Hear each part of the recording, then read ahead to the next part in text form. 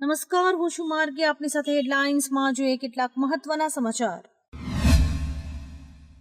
વડોદરાની 3 સ્કૂલમાં બોમ્બ હોવાનો ધમકીભર્યો ઈમેલ મળતા અફરાતફરી મચી છે.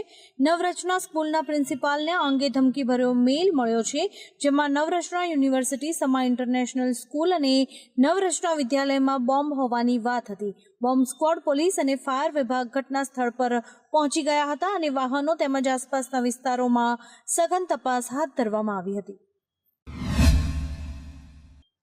આજે રાષ્ટ્રીય બાલિકા દિવસ છે. દર વર્ષે 24 જાન્યુઆરીએ ભારતમાં દિવસ સમાજમાં છોકરીઓના અધિકારો, શિક્ષણ, આરોગ્ય અને સલામતી વિશે જાગૃતિ લાવવા અને તેમના મૂળભૂત અધિકારોને ઉજાગર કરવા ઉજવાય છે.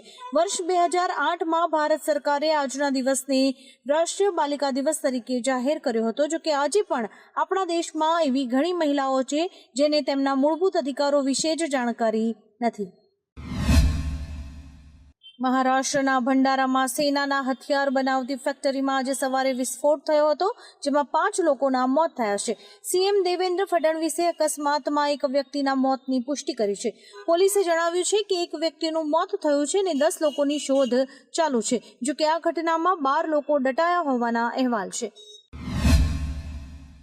અમૂલ દૂધના જુદી જુદી 3 પ્રોડક્ટ્સના ભાવમાં ઘટાડો કરવામાં આવ્યો છે. અમૂલ ગોલ્ડ, તાજા અને ટી સ્પેશિયલના 1 લીટર પાઉચના ભાવમાં ઘટાડો કરાયો છે. હવે અમૂલ ગોલ્ડ 1 લીટર પાઉચનો નવો ભાવ 65 રૂપિયા, અમૂલ ટી સ્પેશિયલ 1 લીટરનો ભાવ 61 રૂપિયા અને અમૂલ તાજા 1 લીટર પાઉચનો ભાવ 53 રૂપિયા થઈ ગયો છે.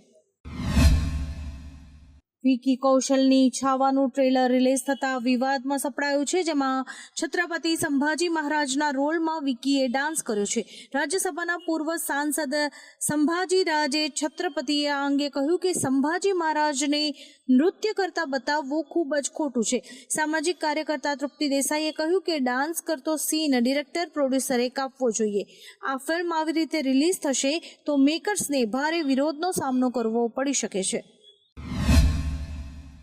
દિલ્હી પછી ગુજરાતની હવા પણ ઝેરી બની રહી છે. છેલ્લા 3 દિવસથી અમદાવાદ શહેરની હવા અશુદ્ધ બની રહી છે. હવામાં ઝેરી રજકણોની માત્રા વધતા શ્વાસ અસ્થમાના દર્દીઓ માટે જોખમી વાતાવરણ બની રહ્યું છે. ગુરુવારે વહેલી સવારે વાયુ પ્રદૂષણ એટલી હદે બગડ્યું હતું કે એર ક્વોલિટી ઇન્ડેક્સનો આંકડો 150ને વટાવી ગયો હતો. બુધવારે એર ક્વોલિટી ઇન્ડેક્સ છેક 173 સુધી પહોંચ્યો હતો. 24-25 જાન્યુઆરીના રોજ ગુજરાતના રાત્રિ આકાશમાં સૂર્યની આસપાસ ફરતા 8 ગ્રહોમાંથી 5 ગ્રહો એક જ ક્ષેત્રમાં સંરેખિત થશે, એટલે કે ગ્રહોની પરેડ યોજાશે. 24-25 જાન્યુઆરીના રોજ સર્જાનારી ગ્રહોની પરેડમાં બુધ, શુક્ર, મંગળ, ગુરુ અને શનિ આ 5 ગ્રહો એક સુંદર અવકાશીય ચાપમાં સંરેખિત થશે, જેનાથી આકાશમાં એક મનોહર દ્રશ્ય સર્જાશે.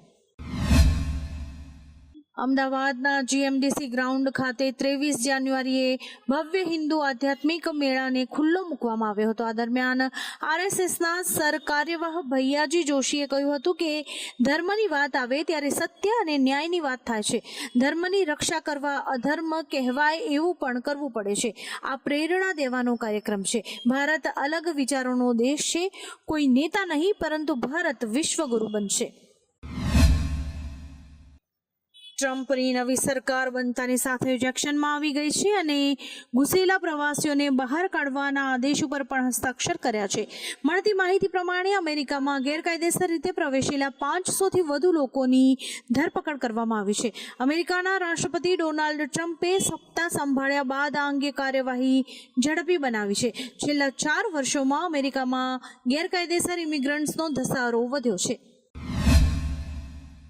ઉત્તર પ્રદેશના આંબેડકર નગરમાં ગરીબ દલિતોને લલચાવીને ધર્મ પરિવર્તન કરાવવા બદલ SC/ST કોર્ટના સ્પેશિયલ જજ રામવિલાસ સિંહે એક ખ્રિસ્તી દંપતીને 5 વર્ષની જેલની સજા ફટકારી છે અને દરેકને 25,000 રૂપિયાનો દંડ પણ ફટકાર્યો છે. ખ્રિસ્તી ધર્માંતરણ કેસમાં ઉત્તર પ્રદેશના ધર્માંતરણ વિરોધી કાયદા હેઠળ આ પહેલી સજા છે. ગુજરાતમાં દારૂબંધી હોવા છતાં બુટલેગર્સ દારૂનો જથ્થો રાજ્યમાં ઉતારતા હોય છે. પોલીસ દ્વારા આ જથ્થો જપ્ત પણ કરાય છે. ત્યારે ભાવનગર લોકલ ક્રાઇમ બ્રાન્ચે હાઈવે ઉપરથી દારૂનો જથ્થો ઝડપી લીધો હતો. લોકલ ક્રાઇમ બ્રાન્ચે અમદાવાદ ભાવનગર હાઈવે ઉપર જશવંતપુરા રોડ ઉપરથી ટ્રક અને કારમાંથી દારૂની બોટલ્સનો જથ્થો જપ્ત કર્યો હતો. આ સાથે જ 3 આરોપીઓ પાસેથી મુદ્દામાલ જપ્ત કરીને કાર્યવાહી કરી હતી. ફિલ્મ ઇમરજન્સીના સ્ક્રીનિંગને લઈને બ્રિટનમાં વિરોધ પ્રદર્શન થઈ રહ્યા છે. MEA શુક્રવારે આ મામલે ચિંતા વ્યક્ત કરી હતી. MEAના પ્રવક્તા રણધીર જયસ્વાલે આ બાબતે કહ્યું, અમે ઘણા અહેવાલો જોયા છે કે આ ફિલ્મ ઘણા થિયેટર્સમાં બતાવવામાં આવી રહી છે, પરંતુ પ્રદર્શનમાં અવરોધો ઊભા કરવામાં આવી રહ્યા છે. ભારત વિરોધી તત્વો અને ધમકીઓની ઘટનાઓ અંગે અમે UK સરકાર સાથે વાતચીત કરી રહ્યા છીએ. આવા જ કેટલાક રસપ્રદ સમાચારો નિહાળવા માટે અમારી YouTube ચેનલને લાઇક, શેર અને સબસ્ક્રાઇબ કરો અને જોતા રહો હેડલાઇન્સ. આ ઉપરાંત આપ અમને અમારા Instagram હેન્ડલ અને Facebook પેજ ઉપર પણ ફોલો કરી શકો છો.